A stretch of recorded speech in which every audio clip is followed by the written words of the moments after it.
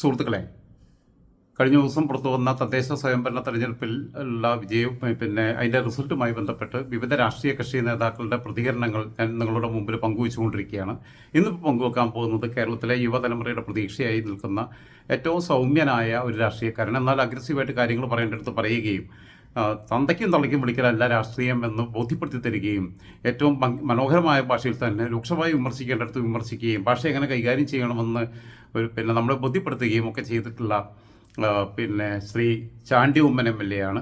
പുതുപ്പള്ളിയിൽ നിന്ന് അദ്ദേഹം നമുക്കറിയാം 2023 അദ്ദേഹത്തിൻ്റെ പിതാവിൻ്റെ മരണശേഷം വൻ ഭൂരിപക്ഷത്തോടുകൂടി 37,000 വോട്ടിൻ്റെ ഭൂരിപക്ഷത്തിന് തിരഞ്ഞെടുക്കപ്പെട്ടതാണ്. അദ്ദേഹം ഇപ്പോൾ നോർത്ത് ഈസ്റ്റിലെ ചില സംസ്ഥാനങ്ങളുടെ ചുമതലയൊക്കെ അദ്ദേഹത്തിന് കൊടുത്തിട്ടുണ്ട് ഹൈക്കമാൻഡ്. എന്നിരുന്നാലും ചാണ്ടി ഉമ്മനുമായിട്ട് സംസാരിച്ചില്ല. ഈ തെരഞ്ഞെടുപ്പ് ഫലത്തെ ചാണ്ടി ഉമ്മൻ എങ്ങനെ നോക്കിക്കാണുന്നു? മുൻ മുഖ്യമന്ത്രി, സമാനതകളില്ലാത്ത നേതാവ്, BS അച്യുതാനന്ദനെ പോലെയും EK നായനാരെ പോലെയും K കരുണാകരനെ പോലെയും ഒക്കെ പോലെ തന്നെ EMSനെ പോലെയും ഒക്കെ ഉള്ള ഏറ്റവും പ്രഗത്ഭനായ ഒരു കോൺഗ്രസ് നേതാവ് മന്ത്രിച്ചു പോയവരിൽ കേരളത്തിന് നഷ്ടമെന്നൊന്നും പറയാൻ പറ്റില്ല. അദ്ദേഹം സ്വാഭാവികമായും അദ്ദേഹം കൊച്ചുമക്കളൊക്കെ ചാണ്ടി ഉമ്മൻ്റെ വിവാഹം കാണാൻ കഴിഞ്ഞില്ല എന്നുള്ളത് ഒഴിച്ചാൽ വളരെ സ്വാർത്ഥകമായ ഒരു ജീവിതമാണ്. കടന്ന് ഒരുപാട് ബുദ്ധിമുട്ടുകളൊന്നും അനുഭവിക്കാതെ, കാരണം അദ്ദേഹത്തിന് പിടിപെട്ട രോഗം അങ്ങനെയാണ്. അദ്ദേഹത്തെ സംബന്ധിച്ചിടത്തോളം, കോടിയേരി ബാലകൃഷ്ണനെ സംബന്ധിച്ചിടത്തോളം ഒക്കെ ഒരുപാട് കഷ്ടപ്പെടാതെ പോയതിൽ ഞാൻ നന്നായി എന്ന് കാണുന്ന ഒരാളാണ് ഞാൻ. ഒരു മനുഷ്യൻ നരകിച്ച് ജീവിക്കരുത് എന്ന് ചിന്തിച്ചതാണ്. BS അച്യുതാനന്ദൻ പോലും കിടപ്പിലായി കഴിഞ്ഞപ്പോൾ അങ്ങനെയുള്ള BSനെ പിന്നീട് നമുക്ക് ഈ കാലത്തിന് BSനെ കൊണ്ടൊന്നും കോൺട്രിബ്യൂട്ട് ചെയ്യാൻ പറ്റുന്നില്ല. BS ഏറ്റവും 2014 തന്നെ അദ്ദേഹം മരണപ്പെട്ടിരുന്നെങ്കിൽ എന്ന് ആഗ്രഹിച്ച ഒരാളാണ് ഞാൻ. വിഷയം വഴിമാറിപ്പോവുകയല്ല. ഞാൻ ചാണ്ടി ഉമ്മൻ്റെ ആയിട്ടുള്ള സംഭാഷണം അതിൻ്റെ പ്രസക്ത ഭാഗങ്ങളെന്നല്ല, അത് അതേപടി തന്നെ നിങ്ങളെ മുമ്പിൽ അവതരിപ്പിക്കുകയാണ്.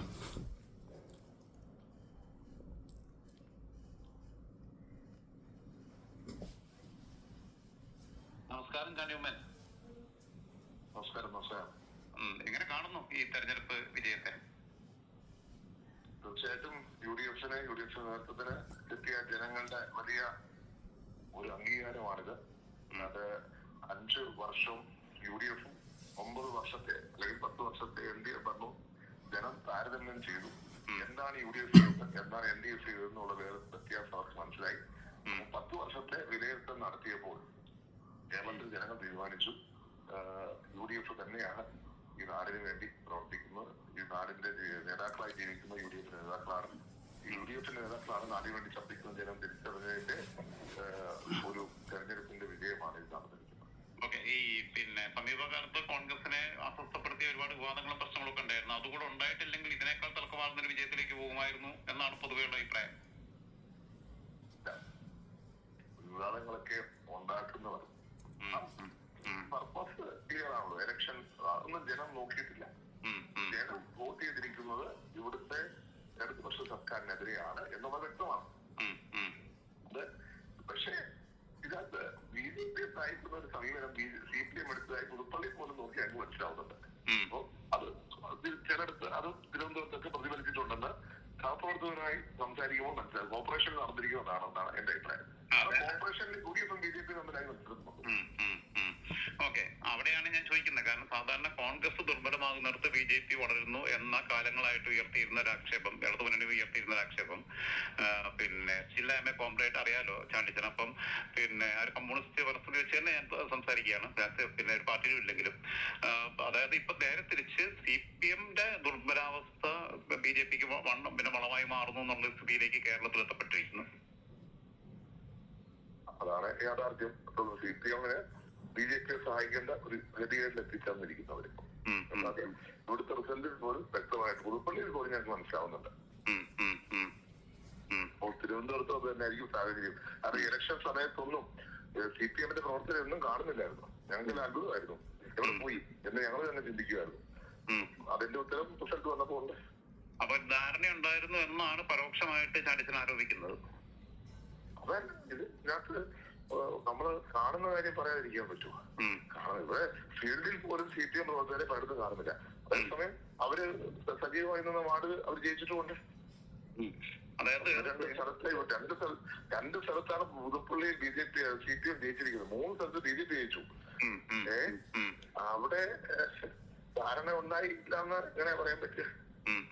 ഓക്കെ, ഞാൻ അടുത്ത് ചോദിക്കുന്നത് പിന്നെ ഇപ്പം 2023 പിന്നെ അപ്പയുടെ മരണശേഷം ചാണ്ടിച്ചനോട് വരുന്നത് MLA ആയിട്ട് വരുന്നത്.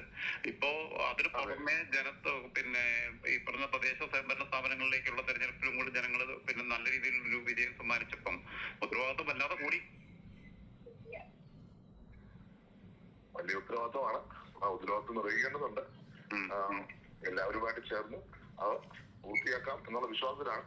കാരണം ഞങ്ങളുടെ എല്ലാ ബ്ലോക്ക് സ്ഥാനാർത്ഥികളും, ഞാൻ ഇന്നലെ 2 പേര് പിന്നിലായിരുന്നു, അവരും ജയിച്ചു. അപ്പം എല്ലാ ബ്ലോക്ക് സ്ഥാനാർത്ഥികളും ജയിച്ചു. 5 ജില്ലാ പഞ്ചായത്ത് സ്ഥാനാർത്ഥികൾ ജയിച്ചു. 7 എടുത്ത് ഞങ്ങൾ പഞ്ചായത്ത് പിടിച്ചു. 8ാമത്തെ പഞ്ചായത്തിൽ തൃശ്ശൂരുമാണ്, ആർക്കും ഭൂരിപക്ഷമില്ല. അങ്ങനെ വളരെ വളരെ പോസിറ്റീവായിട്ടുള്ള ഒരു വിജയത്താണ് ഞങ്ങൾക്ക് ഉണ്ടായിരിക്കുന്നത്. തീർച്ചയായിട്ടും അതുകൊണ്ട് തന്നെ വലിയ പ്രതീക്ഷ. ഈ നിലമ്പൂര് പോയിട്ട് 10,000 വീട് കയറി. പിന്നെ അതേപോലെ തന്നെ ഇപ്പം ഇവിടെയും കുറെ വീട് കയറി കാണും. മിക്കവാറും ലിംഗ ബുക്ക് ഓഫ് റെക്കോർഡ്സിലോ ഗിന്നസ് ബുക്കിലോ ഒക്കെ ഉൾപ്പെടാൻ സാധ്യതയുണ്ടോ ഏറ്റവും കൂടുതൽ വീട് കയറിയാണെന്നും പറഞ്ഞിട്ട്?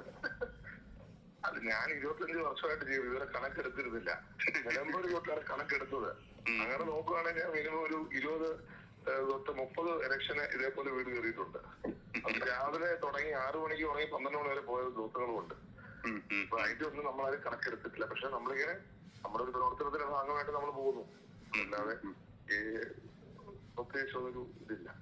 ഓക്കെ, അപ്പൊ എന്തായാലും ആ ഉത്തരവാദിത്വം നീതിപൂർവ്വം പിന്നെ നിർവഹിക്കാൻ സാധിക്കട്ടെ എന്ന് ആശംസിക്കുന്നു. ഓക്കെ, അതിനെല്ലാം ശ്രമിക്കാം തീർച്ചയായും. Okay, bye. Thank you. ചാണ്ടിയമ്മനെ ഞാനൊരു ചൂണ്ടിട്ട് കൊടുത്തു, അതിൽ കൊത്തിയില്ല.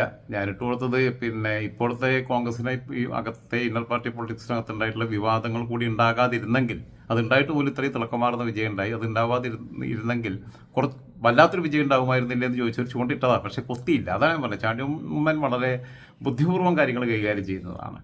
അത് ഞാൻ ശ്രദ്ധിച്ചിട്ടുള്ളത്. ആൾക്കാർ പിന്നെ പലരും ചാണ്ടിയമ്മനെ ട്രോളാൻ വേണ്ടിയിട്ടൊരു പിന്നെ ട്രോൾ മെറ്റീരിയലായിട്ട് യൂസ് ചെയ്തപ്പോൾ ഞാൻ വളരെ കൃത്യമായിട്ട് ഒബ്സർവ് ചെയ്യാറുണ്ടായിരുന്നു. ചാണ്ടിയമ്മൻ്റെ പല പ്രതികരണങ്ങൾ, പല ബൈറ്റ്സ്, ഒന്നുമല്ല റിപ്പോർട്ടർ ചാനലിനകത്ത് പോയിരുന്നപ്പോൾ ചെയ്തിട്ടുള്ളത് തന്നെ. റിപ്പോർട്ടർ ചാനലിൻ്റെ പിന്നെ കൊടുത്ത അഭിമുഖത്തിന് അവരെ ഡിസ്കഷനകത്തോ എന്തോ ബൈറ്റ് കൊടുത്തപ്പോൾ അരുണും പിന്നെ സ്മൃതി പരുത്തിക്കാട് സുജയപാർവതിയൊക്കെ ഉണ്ട്. അപ്പോൾ അവർ വിവാഹത്തെക്കുറിച്ച് ചോദിക്കുന്നുണ്ട്, കല്യാണത്തെക്കുറിച്ച് ചോദിക്കുന്നുണ്ട്.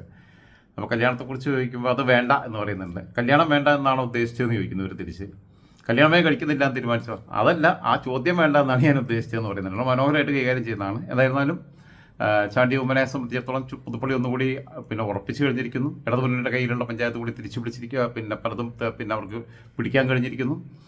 അവിടെ സജീവ സാന്നിധ്യമായിട്ട് നിൽക്കുന്നുണ്ട്. തിരുവനന്തപുരത്തും പിന്നെ അതേപോലെ തന്നെ പുതുപ്പള്ളിയിലുമായിട്ട് ചാണ്ടിയമ്മൻ സജീവ സാന്നിധ്യമായിട്ട് നിൽക്കുന്നുണ്ട്. അദ്ദേഹത്തിൻ്റെ വാക്കുകളാണ് കേട്ടത്. അടുത്ത ഇനിയിപ്പോൾ BJPയുടെ അനൂപാരണിയുണ്ട്, BRM ഷഫീറുണ്ട്, കോൺഗ്രസിൻ്റെ മുസ്ലിം ലീഗിൻ്റെ KN ഖാദർ സാഹിബ് ഉണ്ട്. അങ്ങനെ ഒരുപാട് പേരുടെ പ്രതികരണങ്ങൾ ഞാൻ എൻ്റെ അടുത്തിരിക്കുന്നുണ്ട്. പക്ഷേ ഓരോന്നായിട്ട് ഇടാനുള്ള ഒരു സമയത്തിൻ്റെ പിന്നെ ചില പരിമിതികളുണ്ട്. നമ്മളിവിടെ ഒന്നാമത് നെറ്റും ഒക്കെ ഇല്ല, അതിൻ്റെ പ്രശ്നമുണ്ട്. ഓക്കെ, അപ്പം എന്തായാലും വീണ്ടും സന്ധ്യയ്ക്ക് വരേക്ക് കുറച്ച് കഴിഞ്ഞാൽ തന്നെ ഞാനത് എയർ ചെയ്യും. ഓക്കെ, ഇന്നലെ ഞാൻ എടുത്തു വെച്ചതാണ്. നേരം വൈകിട്ട് ക്ഷമിക്കണം.